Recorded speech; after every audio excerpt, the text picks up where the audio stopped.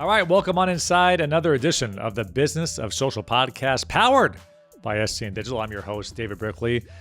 Producer Will, what do we actually, what's our official title? Are these in-between episodes, mini episodes?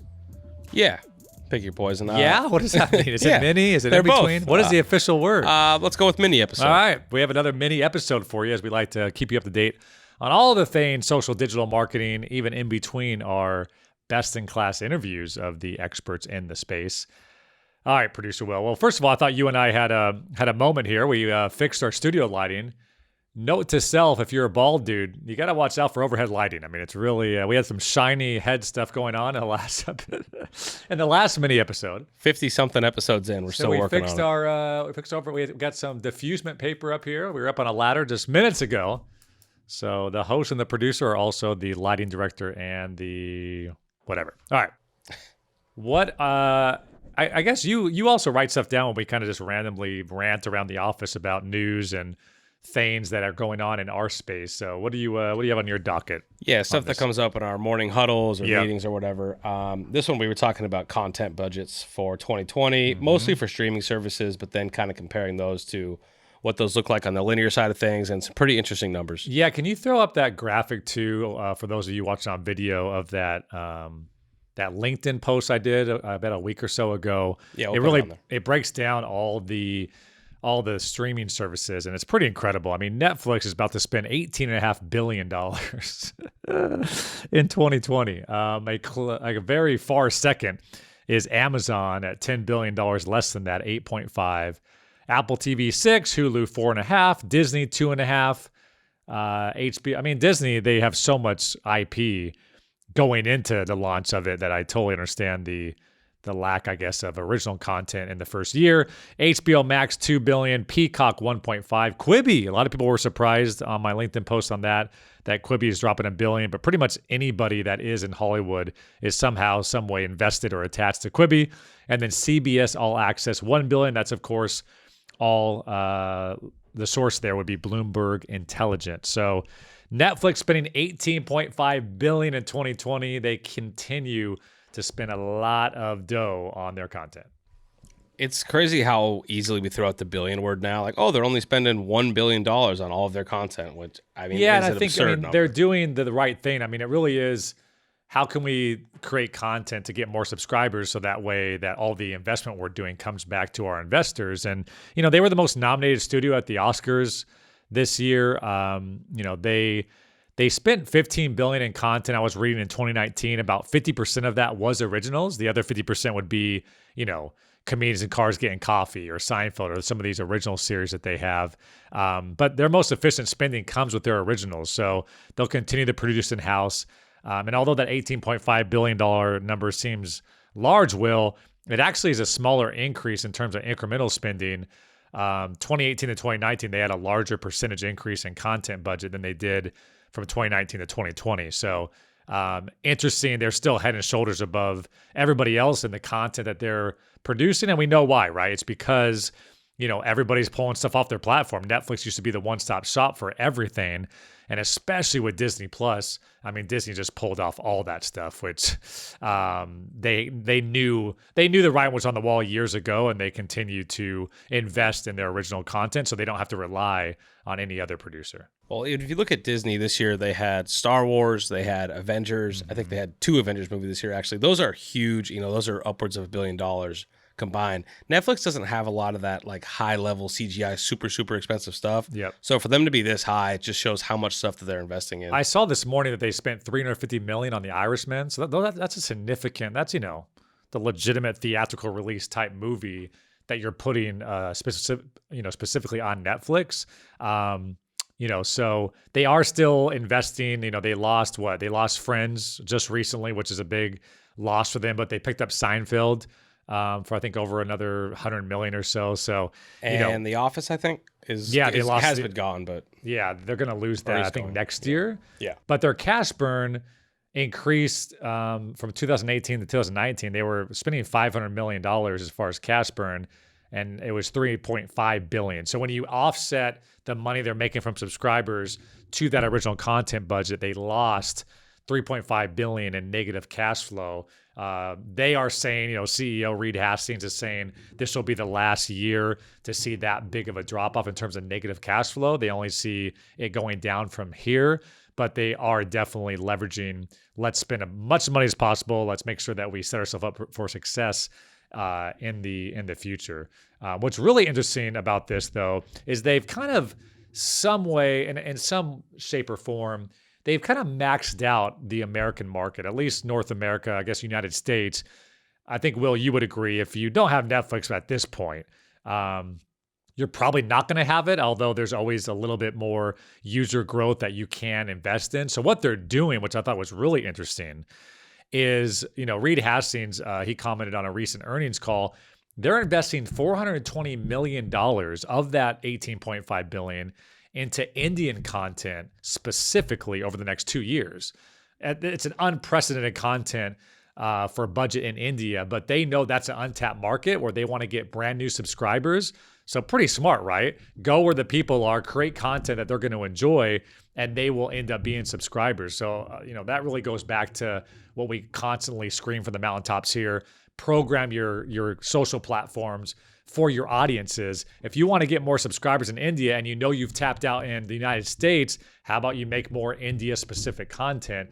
And $420 million is a ton of money to invest in that market specifically. Yeah, I was going to ask you if you were calling the shots at Netflix. The only idea I could think of off the top is you get a little bit more stricter with sharing login info and maybe get some more revenue and that way. They'll do that, yeah. They've done it with like the family stuff, and they've kind of made it, because if you shut everyone out, I think a lot of people will say, well, if I can't share, I'm not going to use it anymore. And even YouTube TV, you can, I think, add up to 6 users on YouTube TV, and 3 people can watch at the same time. So obviously people share logins across friends and things like that. But what they do is they try to get people hooked on the platform over the course of time. And even Netflix, once it comes down to money, they'll make that impossible in the future, so that way they can increase subscribers. So if you're calling the shots at Netflix, what would be your, I guess, look ahead move to the future to try to? Well, I think they're doing it right. You're going to have to invest in content like the Chris Rock, Dave Chappelle's, The Irishman, type content, but knowing and being honest and genuine with yourself, saying, listen, we've already kind of tapped out the United States market. What other countries and markets do we want to open? And then creating content specifically for those markets. So I think that's brilliant. I think that's going to give them a lot of success, because they need to see year over year, they need to continue to see that user growth incline, or investors will just stop investing and they won't have any content budget. So I think it's the right move, is look at these territories, look at these markets that don't have the subscriber growth at this point, create content that they'll enjoy based on focus groups and industry research, and I think you'll see those numbers increase quite a bit.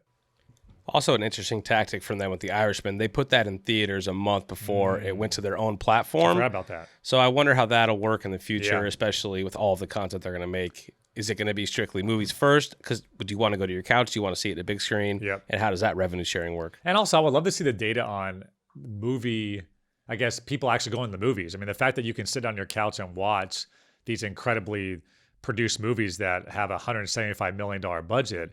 I mean, how often now are people getting off their couch, buying a ticket, buying popcorn, and watching in a theater? Is that still special enough? Does it still have that nostalgia feel? I know, Will, you're a big movie guy, so you tell me. I mean, are you still loving the idea of going to the big screen, or do you find yourself more and more watching these high quality streaming services when they come out with these featured films? Yeah, I think I'm in the minority. I'm a proud AMC A-lister. Oh, wow. A member, proud carrying member. Yeah, I pay $20 a month. You can go, I think it's like 12 or 15 movies a month. So if I go, it's worth it for me, but a lot of people I don't think go. And like you said, would rather just wait for it to go. Especially with like how cheap 75, we just, got a 75-inch TV here at the office for $1,100. That used to cost like $8,000. So, I mean, you could really have a nice TV for a little amount of money in your living room with surround sound. And I think it changes that industry. It'd be interesting. Maybe we can take a look at that in a future mini episode. The last thing on this note, Will, is you brought up a great point. How does this compare to linear programming, right? Because it looks crazy, $18.5 billion when you compare it to Hulu and you compare it to Amazon. But how's that, really, how does that stack up when you look at non-sports video programming across all companies that produce linear content, streaming content, et cetera? And we pulled it up, and we can probably pull that graphic up on the screen too, Will, for those of you watching on YouTube and Instagram. But Disney comes in at number 1 for 2019. They spent $18.7 billion. Comcast, which is NBC, and again, Disney and Comcast have a ton of channels and a ton of different things they're creating. $15.9 billion. AT&T, which now owns, Turner, Warner Media, $12.2 billion. And then Netflix is right under that with $9.2 billion. Again, in non-sports. Now, if you add sports programming on top of this with Disney and ESPN, you're talking, I don't even know what that number is. That'd be interesting to look at. But, Netflix is spending more than Fox and Discovery and these different linear networks, and they're really starting to rival. I think with this 2020 number, Will, at $18.5 billion, they're going to be probably in the top 3 of content producers in the entire world at this point. So that's interesting how they're stacking up, not only with streaming services, but with the major linear content providers as well. Interesting how big a shift it is. You have Disney outspending Amazon, Fox, Discovery, Apple, and AMC combined, and even CBS in some sense. Well, and also the last thing I'll say is these networks like Disney invest so much money. Turner, right? AT&T, Comcast with the Olympics, ESPN with, college football and the NBA, Turner with the NBA and March Madness, billions and billions and billions of dollars in these sports right deals. Will Netflix have to get into that game in order to compete? Because you can make an argument with the Disney. I mean, they really rely heavily with the ESPN platforms on live sports programming.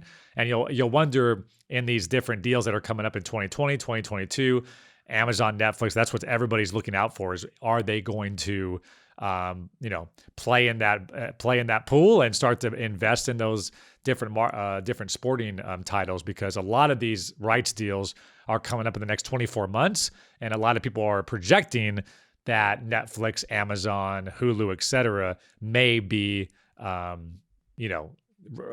investing in these rights, like ESPN Plus is doing at a certain extent with their non-linear sports programming. That's a really interesting point because Hulu has live sports. You've seen all those ads, and Amazon obviously is doing Thursday Night Football, so everyone expects them to be major players. But Netflix, could they be kind of a dark horse to get in and try to get streaming rights to the NFL? Do you go maybe a smaller route and go like NHL or something like that? Really interesting, something to look out for. If it helps them with user growth and sports, the good things about sports is it definitely can be global when it comes to certain sports, especially like the NBA, right? So if you're trying to open up India, there's a lot of India fans for the NBA, and maybe that would get you those subscriber numbers you need. But it would have to offset because you'd have to spend billions of dollars on those rights. So it's always about doing the math. So it'd be interesting. They call it streaming wars, what have you.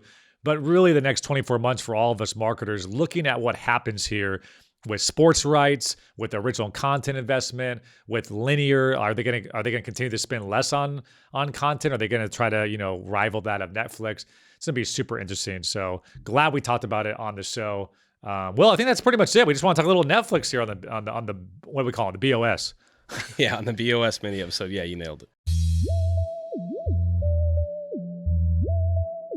All right, so thanks so much to producer Will, David Furker, of course, and all of you fine folks for listening to the program. This has been a mini episode here midweek for you, and we hope you enjoy it and hope you guys get you thinking about all the different things that are happening in this landscape. Every single week, we talk to the experts. We talk about the stories that mean the most to our industry. My name is David Brickley. This has been another edition of the Business of Social podcast powered by the GOAT, STN Digital.